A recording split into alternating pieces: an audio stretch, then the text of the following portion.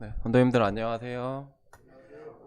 네, 오늘은 선도님들과 함께 머리 되신 그리스도와 몸 된 교회에 대한 말씀을 전하도록 하려고 합니다. 저번 수요 집회 때에도 이제 한 몸 된 교회에 대해서 선도님들과 한번 교제를 나눴었는데요. 그때는 이제 그리스도의 몸인 교회의 지체에 대한 이런 부분들을 나누었었는데, 오늘은 이 머리 되신 예수 그리스도에 대해서 그 부분에 초점을 맞춰서 교제를 나누고자 합니다. 먼저 본문 말씀으로 에베소서 4장의 말씀을 함께 보시도록 하겠습니다. 에베소서 4장 1절의 말씀부터 16절의 말씀을 함께 교독하도록 하겠습니다. 제가 먼저 1절 읽는 방식으로 4장 1절부터 16절입니다. 신약 313페이지에 있습니다. 제가 먼저 1절 읽도록 하겠습니다. 그러므로 주 안에서 갇힌 내가 너희를 권하노니 너희가 부르심을 받은 일에 합당하게 행하여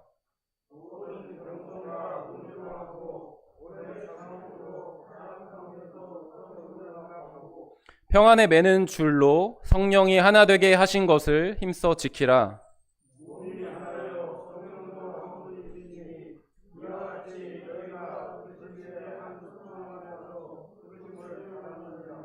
주도 한 분이시요 믿음도 하나요 세례도 하나요.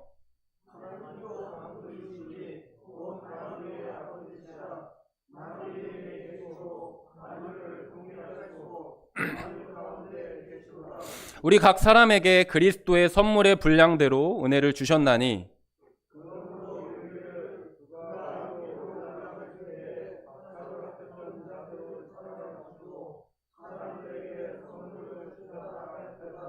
올라가셨다 하였은즉 땅 아래 낮은 곳으로 내리셨던 것이 아니면 무엇이냐.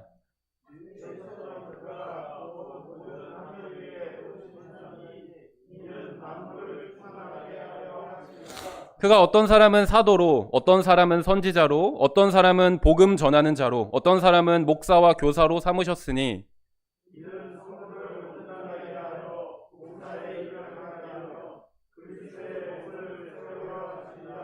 우리가 다 하나님의 아들을 믿는 것과 아는 일에 하나가 되어 온전한 사람을 이루어 그리스도의 장성한 분량이 충만한 데까지 이르리니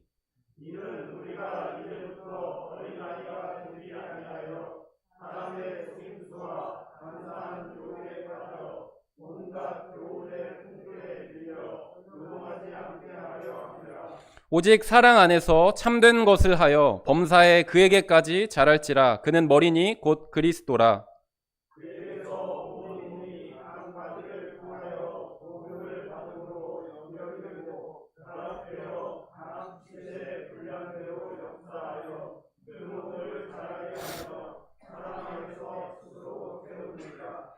감사합니다. 이제 4장 1절의 말씀부터 함께 보시도록 하겠습니다.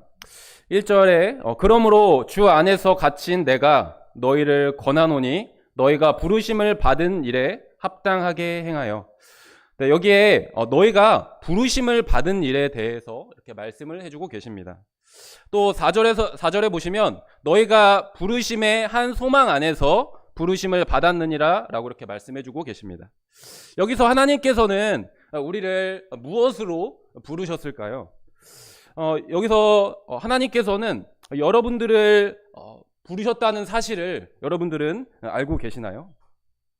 부르다라는 말은 이런 말이죠. 제가 예를 들어 제 딸 하원아 밥 먹자 뭐 이런 식으로 당사자의 이름을 부르고 또 그 부름에는 대부분의 이유가 있습니다. 예를 들어 방금 같은 경우에는 하원이를 밥 먹이기 위해서 제가 하원이를 불렀습니다. 그렇다면 여기 1절과 4절에서 말씀하시는 분명히 우리를 부르셨다고 하는데 우리를 무엇으로 부르셨을까요? 먼저 이 말씀을 드리기 전에 구약에 있는 말씀들을 좀 몇 군데를 말씀드리기를 원합니다. 하나님께서는 이 성경의 인물들, 중요한 성경의 인물들 가운데 여러 사람들을 부르시는 장면이 구약 성경 가운데 많이 나와 있습니다. 예를 들어 아브라함의 경우 같은 경우에 창세기 12장에서 그를 부르시면서 너는 너의 고향과 친척과 아버지의 집을 떠나 내가 내게 보여줄 땅으로 가라. 내가 너로 큰 민족을 이루고 내게 복을 주어 내 이름을 창대하게 하리니 너는 복이 될지라 하시는 이런 말씀을 보게 됩니다. 그래서 하나님, 이 아브라함은 이 하나님의 부르심에 반응하여서 또 순종하여서 이제 그가 자신의 그 고향이었던 그 땅을 떠나서 이 가나안 땅으로 들어가게 되는 것을 저희는 보게 되죠.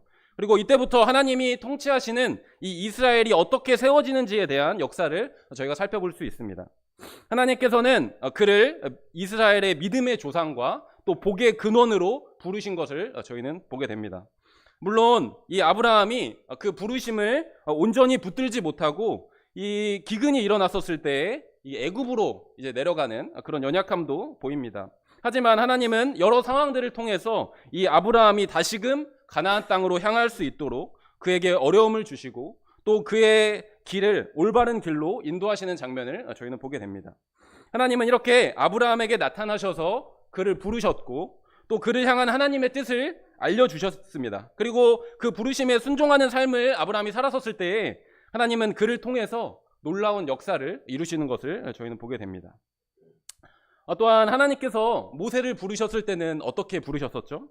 모세가 이 애굽에서 이 애굽의 왕자로 살았었죠. 근데 그가 동족을 위해서 이 애굽 사람을 쳐서 죽이는 이런 잘못을 살인을 저지릅니다. 그리고 나서 이제 이 애굽을 떠나서 40년 동안 광야에서 목자의 일을 하게 됩니다. 그런데 어느 날 이 떨기나무가 불에 타고 있었습니다. 근데 이 떨기나무가 불에 타는데도 불구하고 이 떨기나무가 사라지지 않는 그 모습을 보게 되면서 그때 하나님께서 모세에게 나타나셔서 그 떨기나무 가운데에서 그를 부르십니다. 모세야, 모세야 이렇게 부르십니다. 그리고서 그를 무엇으로 부르시죠? 바로 지금 이 애굽 가운데에서 이 종노릇하면서 고통받고 있는 이 이스라엘 사람들을 구원할 구원자로 또 그들을 가나안 땅으로 인도할 인도자로 그를 부르시는 것을 저희는 보게 됩니다. 하지만 그때 모세는 내가 누구이기에 이런 일을 할 수 있습니까? 또 저는 입이 뻣뻣하고 혀가 둔한 자입니다. 이렇게 이야기하면서 보낼 만한 사람을 보내소서 이렇게 핑계를 대면서 거절을 합니다. 모세는 아마 이러한 커다란 일에 자기는 부적합하다라고 생각했던 것 같습니다. 하지만 하나님께서는 계속 그를 설득하시고 또 결국 그의 형 아론을 동역자로 붙여주심을 통해서 그가 하나님의 부르심에 응답하여서 결국 이후에 이스라엘을 이 애굽 땅에서 구출하는 이 인도자의 일을 충성스럽게 감당하는 것을 저희는 보게 됩니다. 이 부르심을 통해서 저희가 알 수 있는 것은 아무리 부족한 사람이더라 하더라도 하나님께서 그를 쓰시고자 하신다면 하나님께서 그에게 능력을 주시면 그 모든 일을 그가 감당할 수 있다는 것입니다. 저는 이렇게 해서 못하고 저는 이러해서 못한다는 이야기는 혹여나 사람들에게는 통할 수 있습니다. 하지만 하나님께는 통하지가 않습니다. 왜냐하면 하나님이 함께 하신다면 우리는 그 모든 일을 감당할 수 있기 때문입니다. 감당할 수 있는 변화될 수 있기 때문입니다. 오히려 하나님께서는 자기가 연약하다고 생각하고 또 자기가 부족하다라고 생각하시는 그 사람을 쓰시는 것을 보게 됩니다. 이렇게 하나님은 모세를 부르셨습니다. 모세는 그 부르심에 대해서 순종하였고 또 하나님의 그 크신 경륜을 이뤄나가면서 크고 놀라운 일을 이루는 데에 크게 쓰임 받았던 것을 저희는 이 구약 성경을 통해서 보게 됩니다. 또 마지막으로 이 또 부르심에 대한 이야기를 할 때에 빠질 수 없는 인물이 또 있죠. 바로 사무엘입니다. 그가 어린 나이였을 때에 그는 하나님의 궤에 있는 그 여호와의 전 안에서 누워서 이제 자려고 했었습니다. 근데 이제 그 찰나에 하나님께서 사무엘을 부르시죠. 사무엘아, 사무엘아 이렇게 부르십니다. 하지만 사무엘은 그 음성을 그 당시에 그 대제사장이었던 그 엘리의 음성으로 그가 착각을 해서 3번이나 엘리에게 찾아갔습니다. 왜 저를 부르셨나요? 이렇게 찾아갔습니다. 근데 그 3번이 지나서야 이 엘리가 이 하나님께서 그 사무엘을 부르신 것을 그가 알게 되고 사무엘에게 어떻게 응답할 것인가에 대한 이야기를 해줍니다. 그리고 나서 이제 다시금 하나님이 사무엘을 부르십니다. 사무엘아, 사무엘아 이렇게 부르십니다. 그랬었을 때 그가 이렇게 대답을 하죠. 말씀하옵소서 주의 종이 듣겠나이다. 그 이후로부터 하나님은 이 사무엘을 이 선지자로 또 제사장으로 또 사사로 세우셔서 그를 이스라엘을 올바른 길로 인도하는 또 이스라엘의 부흥의 역사를 이끄는 자로 그를 사용하시는 것을 저희는 보게 됩니다. 여기서 저희가 생각할 수 있는 부분은 우리가 이 아이 사무엘과 같이 이 하나님께서 계속 우리를 부리고 계시는데 이것을 하나님의 부르심으로 저희가 인식을 하지 못하고 마치 사람의 부르심으로 저희가 착각을 할 수 있다는 것입니다. 이 사무엘이 그 부르심을 그가 하나님의 부르심으로 그가 인식하고 말씀하옵소서 주의 종이 듣겠나이다 바로 그렇게 했었을 때에 그때야 하나님께서 그를 향한 하나님의 뜻을 그에게 말씀해 주시는 것을 보게 됩니다. 그렇다면 이제 여러분들에게 한번 물어보고 싶습니다. 하나님은 지금 이 에베소서 4장에서 여러분들을 부르셨다라고 했는데 과연 여러분들은 이 하나님의 부르심을 들으신 적이 있으십니까? 과연 하나님께서는 여러분을 무엇으로 부르셨을까요? 그리고 하나님께서 여러분을 통해서 이 세상에서 과연 여러분을 통해서 이루고 싶은 바는 과연 무엇일까요? 이 부르심에 대해서는 여러 부분으로 사실 대답을 할 수가 있습니다. 예를 들어 우리를 하나님의 자녀로 부르셨다. 또 아니면 뭐 하늘 백성으로 부르셨고 또 성도로 부르셨다. 뭐 이렇게도 이야기할 수 있습니다. 다 맞는 말입니다. 하지만 오늘 이 에베소서 4장에서 말씀하시는 이 부르심에 대한 부분은 바로 하나님께서는 여러분을 이 그리스도의 몸된 교회로 부르셨다라는 것을 저는 오늘 말씀을 드리고 싶다는 것입니다. 아브라함을 믿음의 조상으로, 또 모세를 구원자와 인도자로, 또 사무엘을 선지자와 제사장으로 부르셨던 것 같이 지금 하나님께서는 여러분을 이 그리스도의 몸된 교회로 부르셨다라는 것입니다. 성경적으로 교회라는 그 단어의 뜻은 지금 우리가 지금 여기에 모인 이 장소를 이야기하는 것이 아닌 것을 성도님들 잘 아실 것입니다. 문자적으로 에클레시아라고 저희가 이야기를 하죠. 밖으로 불러 모으다라는 뜻으로 이 죄악된 세상에서 불러 모아진 성별된 자들의 성도들의 모임, 이것을 바로 교회라고 합니다. 즉 예수 그리스도를 구주로 고백하는 이 성도님들의 모임을 저희가 교회라고 합니다. 이 에베소서의 말씀들을 보시면은 이 교회에 대한 이야기를 계속해서 해주고 계시는데요. 에베소서 1장과 2장에서도 계속해서 교회에 대한 이야기를 해주고 계십니다.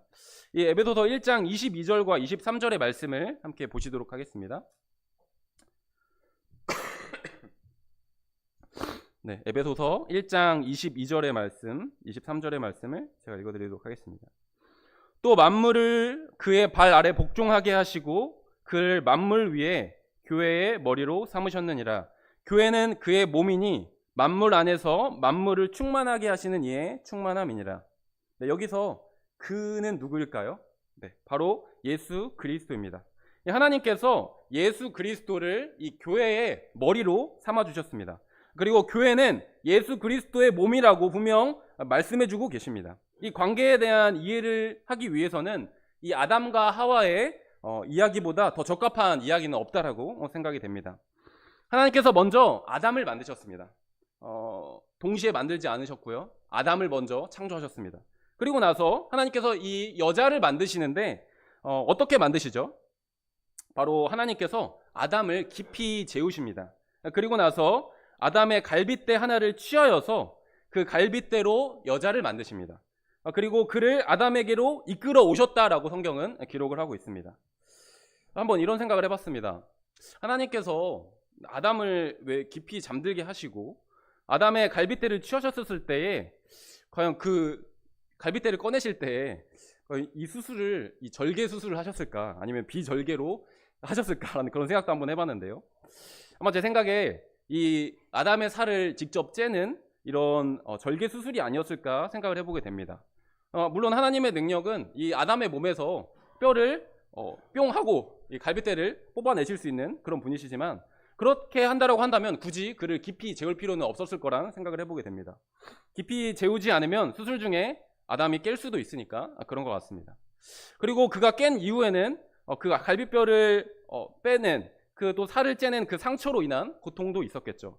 또 그 몸에 갈빗대를 빼낸 흉터가 있지 않았을까 싶습니다. 그리고 그것을 보고 나서 하와가 이 나의 갈빗뼈로 만들어진 나로부터 말미암은 자임을 아담은 알았을 것입니다. 만약 하와가 아담의 갈빗뼈가 아닌 다른 흙으로 지어졌다라고 한다면 누군가가 그들의 하나됨의 반론을 제기할 수 있었을 것입니다. 하지만 이렇게 하나님께서 이 하와를 만드셨을 때에 바로 이 아담의 갈빗뼈로부터 이렇게 창조하신 그 부분을 통해서 우리는 이 아담과 하와가 하나라고 할 수 있는, 한 몸이라고 할 수 있는 그 근거가 있다는 것을 저희는 생각을 해볼 수가 있습니다. 남자로부터 여자가 만들어졌기 때문입니다. 이렇게 아담의 갈빗대로부터 하와가 만들어졌듯이 교회도 마찬가지입니다. 그리스도의 고난을 통해서 탄생한 것이 바로 교회이기 때문입니다. 교회의 탄생은 이 남편 되신 예수 그리스도의 상하심과 희생과 고난으로 되었기 때문에 우리가 이 예수 그리스도와 이 교회를 한 몸이라고 할 수 있는 것입니다. 창세기에서 아담과 하와의 결혼식이 올려지죠. 하나님께서 말씀하십니다. 이러므로 남자가 부모를 떠나 그의 아내와 합하여 둘이 한 몸을 이룰지로다, 이렇게 말씀하셨습니다. 그리고 에베소서 5장 31절과 32절에서도 그러므로 사람이 부모를 떠나 그의 아내와 합하여 그 둘이 한 육체가 될지니 이 비밀이 크도다. 나는 그리스도와 교회에 대하여 말하노라, 라고 이렇게 말씀하고 계십니다. 이 말은 즉슨 그것입니다. 이 그리스도와 교회는 지금 이 아담과 하와의 결혼과 같다라는 것입니다. 바로 이 하나님의 중재로 아담과 하와가 하나가 된 것과 같이 이 하나님으로부터 이 그리스도와 교회가 한 몸이 되었다라고 말씀해주고 계십니다. 이 고대 이스라엘의 당시의 결혼식은 이러한 풍습이 있었다라고 합니다. 신랑이 먼저 신부가 있는 곳으로 찾아갑니다. 그리고 나서 그에 대한 그녀를 신부로 데려오는 것에 대한 충분한 지불하는 그런 지참금을 준비해서 돈을 지불하고 그 결혼에 대한 충분한 대가를 지불하고 나서 약혼을 한다고 합니다. 그리고 나서 이제 신랑 측에서 이제 신랑이 다시 돌아가서 이 신랑 측에서 이제 준비가 다 맞춰지면 신랑의 아버지의 허락이 떨어지게 된 후에 신부를 신혼집으로 데리고 온다라고 합니다. 또한 이 결혼에 대한 충분한 지참금이 이러한 이 모습과 같이 우리 주 예수 그리스도께서도 친히 자신의 몸을 들이심으로 말미암아 이 결혼에 대한 충분한 대가를 치러 주셨습니다. 우리를 이 교회를 아내로 삼을 만한 충분한 대가를 치러 주셨습니다. 그리스도를 교회로, 그리스도를 머리로, 또 교회를 몸으로 하는 이런 결혼 혼약 관계로 하나님께서 삼아 주셨습니다. 그래서 우리 교회를 부를 때에 신부된 교회라고 이렇게 부르는 것입니다. 그래서 이 신랑의 아버지에게 그때의 권한이 있는 것과 같이 하나님 아버지의 때에 이제 신랑인 예수 그리스도가 와서 우리가 데려갈 것을, 이 교회를 데려갈 것을 고대하면서 기다리면서 사는 것이 바로 교회라고 하는 것을 이제 생각을 해보게 됩니다. 이렇게 그리스도를 머리로 또 교회를 그 몸으로 삼아 주셔서 이렇게 한 몸이 되었습니다. 이 한 몸에 대한 말씀이 처음 나오는 것은 방금 말씀드린 창세기 2장의 말씀인데요. 그리고 우리는 이 한 몸에서 이 머리와 몸의 역할을 누가 하는지에 대해서 고린도전서에서 여자의 머리는 남자라고 이렇게 말씀하시는 부분을 통해서 남자를 머리로 세우셨고 여자를 몸으로 세워주셨습니다. 그렇게 해서 이제 한 몸을 이루게 해주셨습니다. 이제 실제 결혼식에 가시면 대부분의 사람들은 이런 부분들을 이 결혼식을 보면은 그냥 그렇게 결혼하나 보다 이렇게 당연하게 생각하지만 이 진리를 알고 있는 사람들은 이 신부가 왜 머리에 면사포를 쓰는지, 또 왜 대부분의 웨딩드레스가 이 신랑의 몸에 비해서 두세 배는 큰지에 대한 그 크기를 차지하는지에 대해서 이해를 할 수 있습니다. 이 부분이 있다라고 합니다. 결혼식에서 신부가 머리를 가리는 것은 이제 신랑을, 자신의 머리는 감춰지고 신랑을 머리로 인정한다는 것을 의미한다라고 합니다. 그리고 또 드레스가 이렇게 펑퍼짐한 것은 이제는 그녀가 이제 몸으로서의 역할을 충실히 하겠다라는 그런 의미를 가지고 있다라고 합니다. 이렇게 결혼에는 저희가 하나됨이라는 이 하나님께서 만들어주신 이 하나됨이라는 진리가 들어있는 것을 보게 됩니다. 에베소서 2장의 말씀을 한번 보시도록 하겠습니다. 에베소서 2장 21절과 22절의 말씀을 보시도록 하겠습니다. 계속해서 에베소서는 교회에 대해서 말씀해주고 계십니다. 그의 안에서 건물받아 서로 연결하여 주 안에서 성전이 되어가고 너희도 성령 안에서 하나님이 거하실 처소가 되기 위하여 그리스도 예수 안에서 함께 지어져 가느니라. 또한 교회는 저희 몸을 살펴봤었을 때 여러 지체를 가지고 있죠. 눈, 코, 입, 팔, 다리 등등 이런 것들이 있는 것처럼 여러 성도들로 이루어져 있습니다. 마치 이 성전의 건물이 돌과 여러 돌들이 연결되어 있듯이 이 바로 주 안에서 성전이 되어가고 또 우리 또한 성령 안에서 하나님이 거하실 처소가 되기 위하여 그리스도 예수 안에서 함께 지어져 간다라고 이렇게 말씀해주고 계십니다. 이렇게 우리는 운명을 같이 하는 존재로 저희가 한 몸인 이런 교회로 부르셨습니다. 사실 저희가 지금 이 말씀 듣기 전에 저희가 예배를 드렸는데요. 사실 이 예배 안에도, 이 성찬 예배 안에도 저희가 한 몸을 이루고 있다라는 것을 분명히 저희 가운데 보여주십니다. 이 떡과 잔의 이 성찬 예배는 물론 예수 그리스도의 죽으심이 가장 주된 포인트입니다. 하지만 그뿐만이 아니라 주님께서는 말씀하셨습니다. 한 떡에 너희가 참여한다. 또 한 떡에 너희가 한 몸이라는 부분을 통해서 저희가 보통 저희 어머니가 이제 건강에 대한 이야기를 하시면서 항상 이렇게 합니다. 이렇게 이제 이야기를 하시는데 너가 먹는 것이 곧 너다라고 이렇게 이야기하시면서 항상 저희 음식 걱정을 하시는데 저희가 떡과 잔의 그 의미가 저희가 주님께서 말씀해 주셨죠. 이것이 내 살이고 내 몸이고 또 내 피다라고 말씀하셨습니다. 저희가 이것을 먹음으로써 우리 주 예수 그리스도와 하나라는 것을 의미를 하는 것뿐만 아니라 또 그뿐만 아니라 또 우리가 한 떡에 참여하는 것은 저희가 한 몸을 이루고 있다는 것을 그 안에 내포하고 있는 것을 저희가 보게 됩니다. 이렇게 주님께서는 저희를 한 몸으로 이렇게 부르셨습니다. 또 3장에서도 이런 교회에 대한 이야기가 나오고요. 이제 4장 1절에서 이제 본문 말씀에 다시 돌아가시면 너희가 부르심을 받은 일에 합당하게 행하여라고 이렇게 말씀하시는 것을 보게 됩니다. 그러니까 우리가 그리스도의 몸으로 또 교회로 부르심을 받은 일에 합당하게 행할 것을 저희 가운데 말씀하시는 것이라는 것입니다. 우리가 이 부분을 한번 잘 생각해 주시기 바랍니다. 우리가 그리스도의 몸이라는 것입니다. 우리를 통해서 그러면 무엇이 나타나야 될까요? 네, 바로 우리를 통해서 그리스도가 나타나야 된다는 것입니다. 그렇기 때문에 우리가 합당하게 행하는 것입니다. 왜냐하면 우리가 그리스도의 몸이기 때문이죠. 저번에도 말씀드렸듯이 예수님께서는 두 가지 측면에서 우리 가운데 우리에게 자신의 몸을 내어주셨습니다. 첫 번째로 우리를 죄 가운데서 구원하시기 위해서 친히 자신의 몸을 내어주셨습니다. 그로 인해서 우리가 구원을 받았고 그리스도와 연합한 자가 되었습니다. 두 번째로 주님은 이 땅에서의 사역을 이제 자신의 몸된 교회에게 맡기시기 위하여서 자신의 몸을 내어주셨습니다. 우리 주님은 능력이 무한하시고 지존하신 이런 창조자 하나님으로서 충분히 혼자 사역을 하실 수 있는 놀라운 분이십니다. 하지만 그럼에도 불구하고 이 땅에서의 사역을 우리를 위해서 또 하나님의 영광을 위해서 이 은혜의 시대에 자신의 일을 우리와 함께 하시기를 원하신다는 것입니다. 이 교회와 몸된 교회와 함께 일하시기를 원하신다는 것입니다. 몸이 무엇이죠? 저희가 몸이 무슨 일을 하죠? 네, 보통 저희 몸은 행동하는 일을 합니다. 저희가 머리가 시키는 대로 우리의 머리에 뇌가 있다는 거 너무나 잘 아시죠? 이 뇌에서 명령을 내려서 저희의 몸이 지금 제가 이렇게 팔을 굽히는 것도 이 뇌에서 이 머리로부터 말미암는 이 신호를 통해서 이 몸이 움직이는 것 같이 이 주님의 몸은 이 주님을 통하여서 머리 대신 주님을 통하여서 이렇게 행동하는 것을 저희는 보게 됩니다. 그래서 이렇게 주님은 주님의 일을 우리와 함께 하시기 위해서, 함께 일하시기 위해서 자신의 몸을 내어 주셨습니다. 그래서 우리의 삶의 최종적인 목표는 우리의 몸이 주님의 몸과 같이 사복음서에서 예수 그리스도께서 사역하셨던 실제 몸이 그 여러 가지 사역을 하셨던 것과 같이 우리가 주님의 일을 하는, 주님을 닮아가는 것이 우리 교회의 최종적인 목표라는 것입니다. 그렇기 때문에 2절의 말씀과 같이 주님의 겸손하심과 같이 너희가 겸손하고 주님의 온유하심과 같이 너희가 온유하고 또 주님께서 인생들을 오래 참으셨던 것처럼 너희가 서로에 대해서 오래 참고 또 주님께서 사랑 가운데에서 사람들을 용납하셨던 것처럼 우리가 사랑 가운데에서 서로 용납하시기를 원하신다는 것입니다.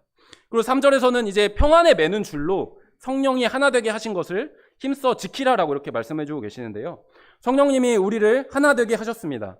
성령님의 개입으로 우리가 구원을 받게 되었고요. 또 성령님의 개입으로 우리가 한 몸을 이룬 이 교회를 이루어 주셨습니다.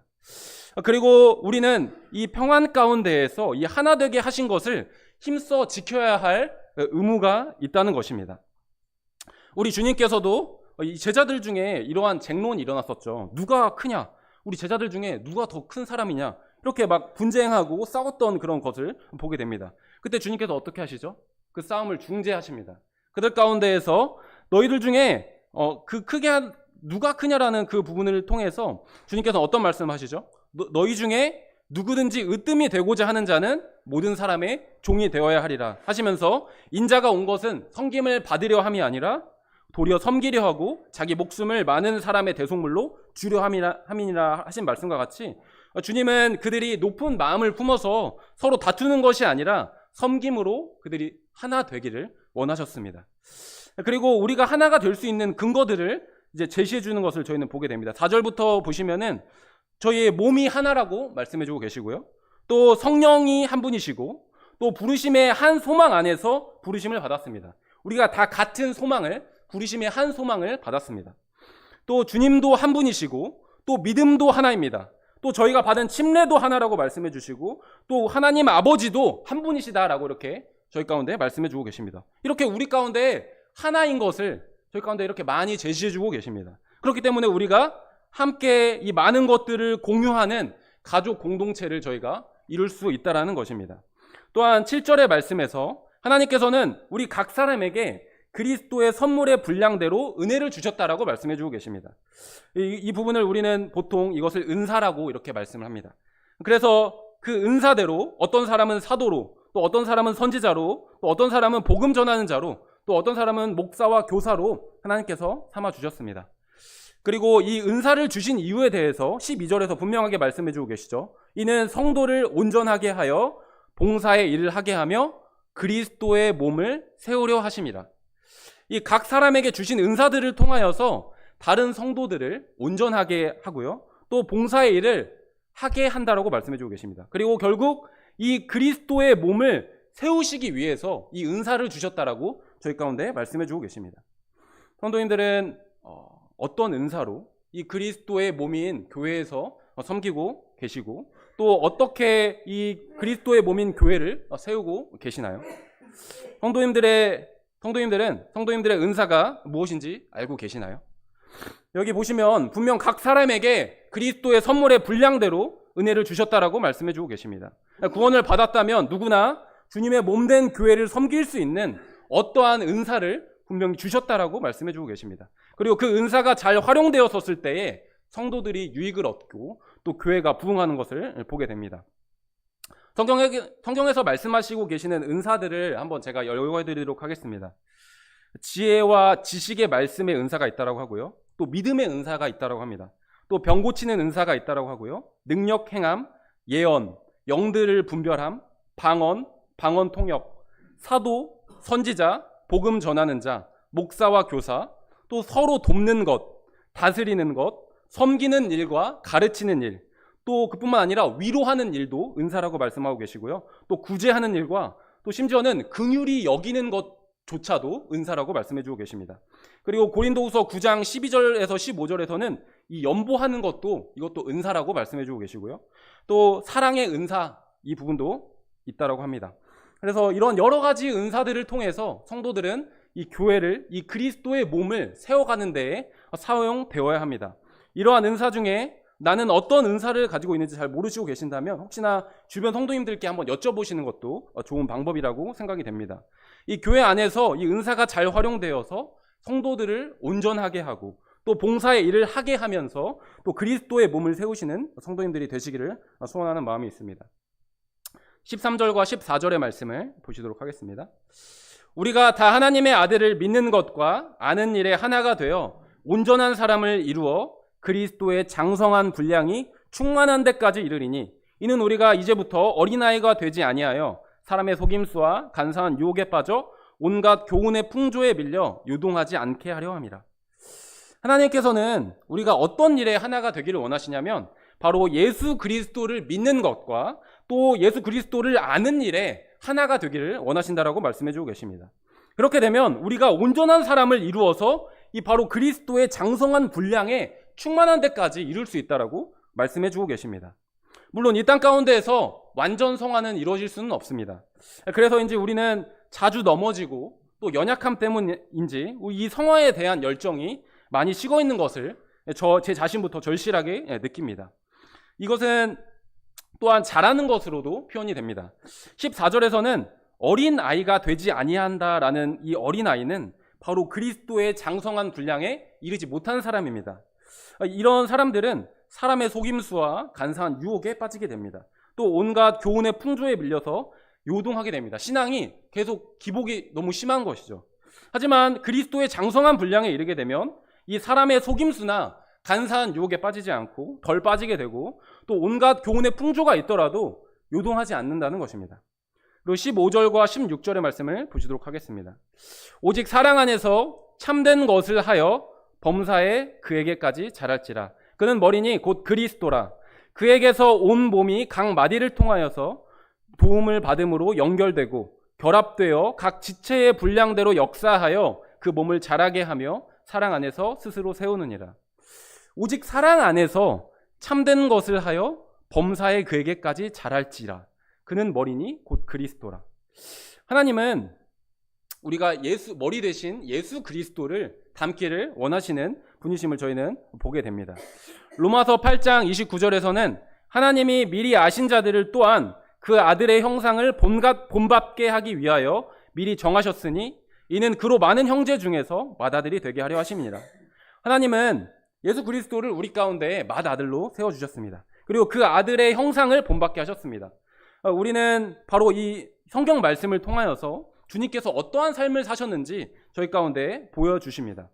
교회적으로 다시금 이제 마태복음부터 신약 통독을 시작하게 되었는데요. 저는 특별히 이번에 이 그리스도의 몸된 교회의 관점으로 교회는 과연 어떠해야 하는가라는 그런 부분으로 주님의 삶을 비춰가면서 살펴보는 중입니다.